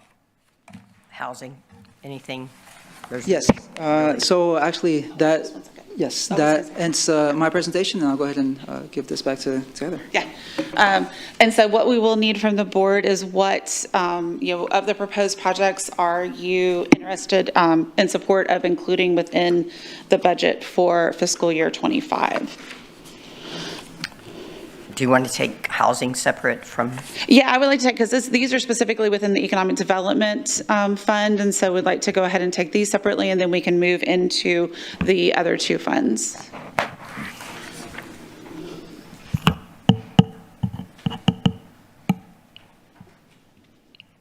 So you're asking us to approve at this point, knowing that it will come back in detail, these projects being included in the 24-25 budget. Exactly, for whether to include them. Now, if there is, if there's hesitancy or uncertainty about these, we can always, as we bring forward more information, can come back and have the budget amended. We were just asking, it makes it more streamlined to have it included in the budget. If we don't move forward with them, these just release and would not go into the next fiscal year. But if there's not, like I said, if there's not a consensus on that, we can always bring these forward as these projects move forward. It's up to you. I think I think there were enough questions raised on this that maybe we could bring this back next month. Okay. And answer some of those questions. Sure. And one of my hesitancies a little bit is, y'all are in a tough position, but we are going to have 3 positions turn over. Mm-hmm. You will have 3 new board members in October. So it's unfortunate. It's not normal, but that's what's going to happen. So, okay. So unless there's somebody that wants to make a motion and see if it'll pass. And if you aren't things like some of the marketing and the small business data software, if you aren't, those could be go ahead and put in for operational purposes. The larger programs we could bring, or the projects we could bring forward with more information. It's totally up to the board on what your recommendation is. It's not an all or nothing. It can be only a certain number of those. Certain ones, yes. Exactly. Ones, no. That we could go ahead and include in the budget and then bring the larger projects back for additional consideration. Can I just add to that? I'm sorry. Yes, go ahead if I. He's asking a question. Okay, yes, go ahead. Don't have to pass it. So go ahead. Thank you. Just to be mindful of the calendar, the Texas State Aquarium and Bear Lane initially were in the bond 2024 as the potential candidate projects, but at the request of City Council, they asked that we bring it here to this board. So the council set to, within the next couple of weeks, approve a list of candidate projects that would be on the ballot for voters to consider. So bringing something back 30 days from now would be out. It would miss that timeline, so there would be uncertainty. It sounds like they weren't planning to put it in the bond program anyway, so. No, they actually removed them from the bond and put other projects in their place. Right. Yeah.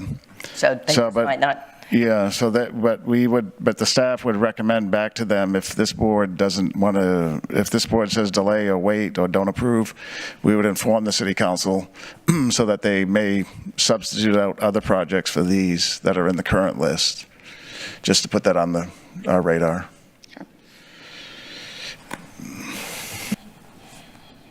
At least the 2. I mean, I guess the Texas State Aquarium parking lot and Bear Lane, the Harbor Playhouse wasn't in the bond program lineup. So it's just a timing issue.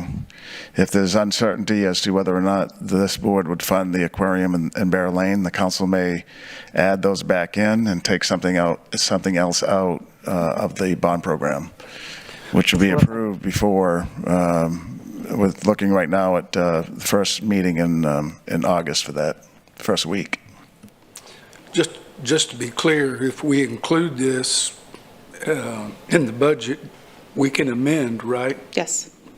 And reduce or whatever. Yes. Yep, but it's depending on the date. the same problem that Mr. Zanoni I didn't realize this, that he just brought up. If we include and then for some reason decide, because we get more information, that you don't want to proceed with these, you're back in the same conundrum, if you will, that you are now. I mean, if the council is absolutely committed to making sure these projects go forward, then, saying we're going to pass something now, but we may not ultimately agree to it, that's back into uncertainty territory. That's, to me. Mr. Zanoni? Yeah, I mean, that's a good way of putting it. Yeah. With the reason we brought them here, even with the council's consideration, is that the aquarium is an economic development generator, certainly the premier tourist attraction here in our city. And Bear Lane also is an economic generator in terms of what could be a new emerging commercial corridor, and one that is used extensively today by the transportation system, the RTA. So we think there's merit from use of economic development dollars, but it's up to this board here to ultimately decide that. So.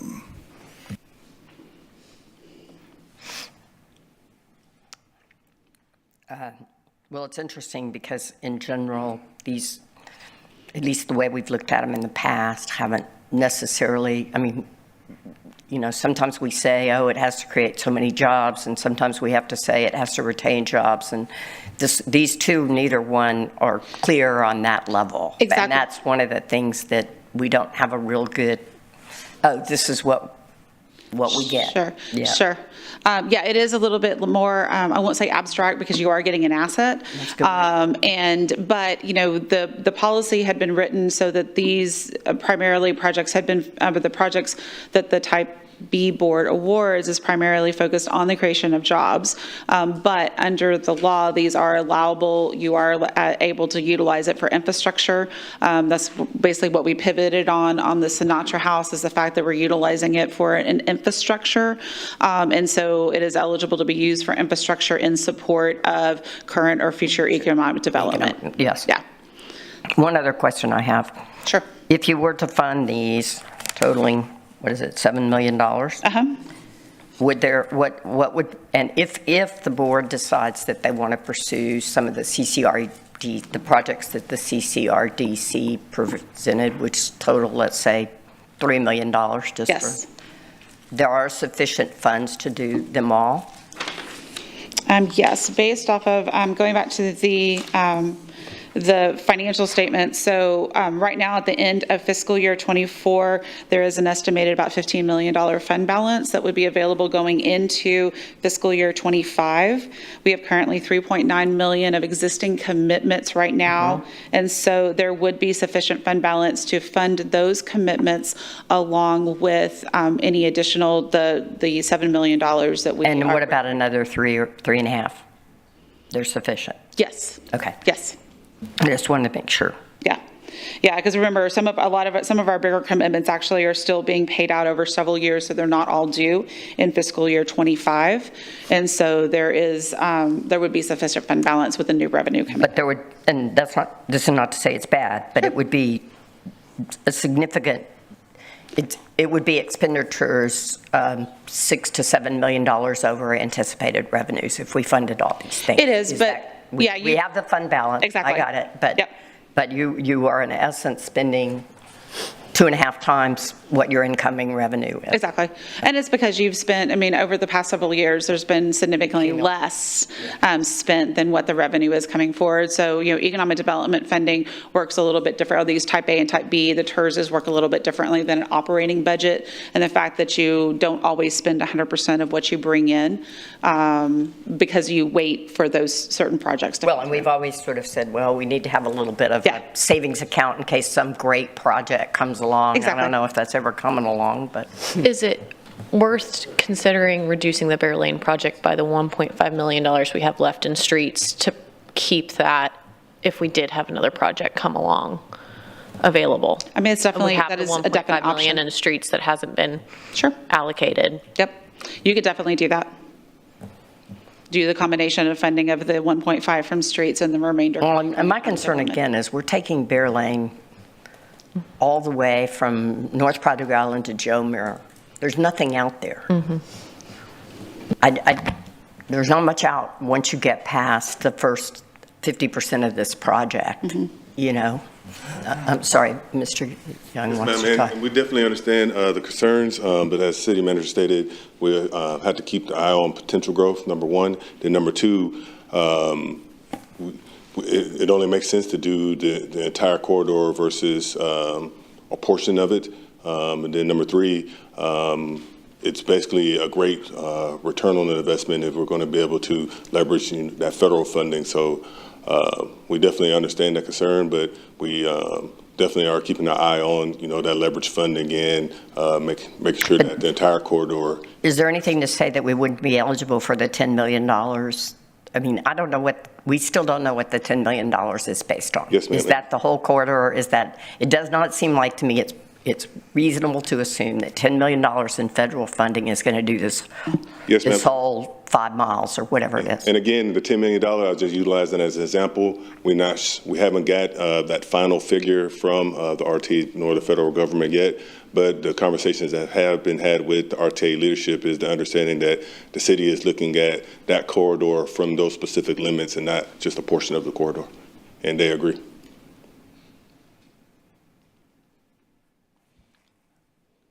I think we're talking on two different wavelengths, but okay.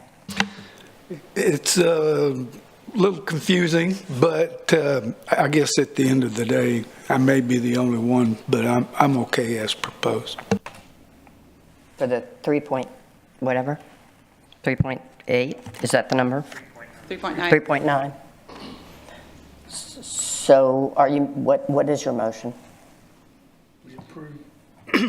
We approved adding these proposed projects to the next year's budget. Include the aquarium parking lot? Yes, all as proposed. So we need a second. I'll second it. I'd like to make an amendment, or propose an amendment to reduce the Bear Lane project by 1.5 million and allocate the difference from the streets fund.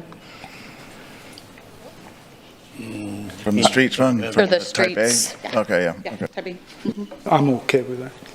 So you would be willing to maybe restate your motion to be? Okay.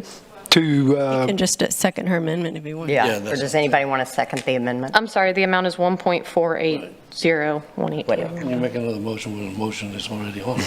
Got a first and a second. Yeah, well, we'll that turn down. this one we down. have a motion Okay, and a all those second in and favor of the original motion as stated, say aye. All those opposed? No? So may I propose an amended motion? No, you made, that one, yeah, I think there was not, did I miss 3 yes votes?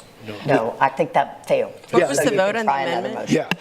So I'd like to make What was the vote another on the motion. amendment? I'm sorry. I'm sorry, I lost. didn't hear. No, go with the. Did you vote yes on the original? No, he voted no. We all voted no. It was all no.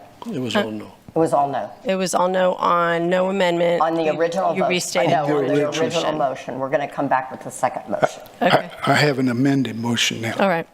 or a new motion. A new motion. I'd like to So the other one failed. approve adding the proposed projects to next year's budget, except for reducing the Bear Lane project by $1.5 million to use street funds. Is that what we're? Using the balance in the street Yes. fund budget and only putting the remaining amount in the type B funding. Yes. How much?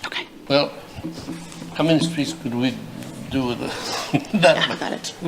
I don't know. 1 street or 2 streets? See, I mean, we're going back. I have to go to the airport for the press announcement. For Yeah. Yes, yeah, so Yeah. Heather's going to sit in my spot here. Okay. Is she qualified? Okay. No, Shit, I'd rather just go ahead and go back with the first motion. Well, that's, Not that, very much. no, that's going to get you the whole thing.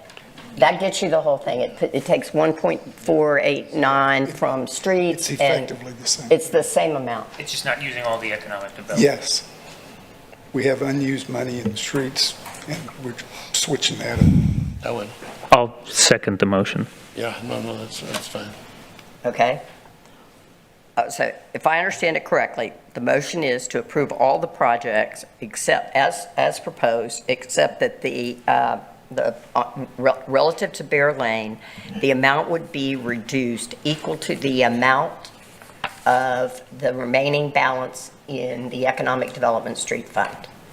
Correct. Approving them to be included in the budget. budget, They have to come back to They us come for back to you. approval. Yes. Correct. That's fine. Okay, is that the motion? Okay. I'll second. And the second was Mr. LaRue? That's fine. All those in favor say aye. Aye. Aye. All those opposed say no. The only thing I would caution,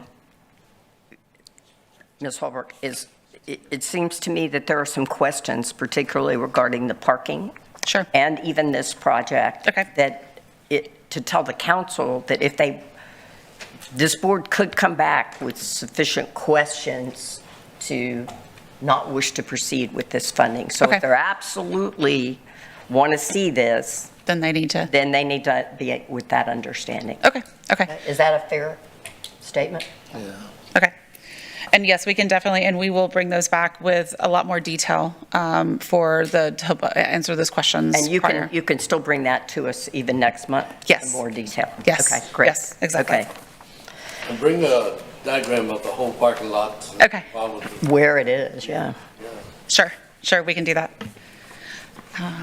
I left the. I'm sort of surprised that the aquarium wasn't here, actually. Okay, that finishes us, I believe. Did I catch it? Well, all? did we approve the whole budget? Huh? Because that was just the economic development portion of it. Exactly, yes, that was So just the did we economic development. You want to the- do housing? Did we amend the whole budget just to include that, or were those just additional projects? I'm trying to Those, track here what we did. Also, the caption is incorrect. On number 5, it says 2023-24. Yes. So it should Oh. be 24-25, Yes, just it for the should be. record. yes, So But the yeah, I'm just question trying- is, what about the other things with the lift Right. fund and all that? exactly. So then those have already been included, those have been, We did your projects. The question is, so then, yes, you would need to go back and then approve the budget as presented, because the additional projects we did not include so these additional projects Correct. were not included, so they are now being included. So then the board would then need to come back and approve the complete budget. Including Including- housing and streets, right? Exactly, including housing and streets. And the streets, so streets here, that 1.48 that we were, or whatever the amount Yes. was, that affected that streets, or was it another? No, that's it, exactly. It affected Oh, the it did. streets. Yes. So You're we right. amended, yeah, that's messy. So we would pass a motion, we would need a motion that would approve the budget with the inclusions of these projects for type B, and including housing and streets. Exactly. As amended. And then, And yes, as amended. as amended, yes. And I would make that When motion. nothing is amended. Yeah, we just It was changed your- the economic development to include those projects, and then streets was just wasn't a- reduced by the 1.48 or whatever it was. Okay. Yeah. We did a motion that included those 6 projects. Right. Okay, that's done. And now we're making a motion to approve the budget with those 6 projects, As presented. plus the other budget items. Exactly. Correct? Exactly. The only question, exactly. The only question I have is, in that process, we did show, which is not really our job, but we did affect, as you're going to, the 1.48 whatever balance in the street funds. So Yes. do we need something separate on that? No, because I think that amendment, because within approving those projects, you provided instruction to utilize the $1.4 million in the streets.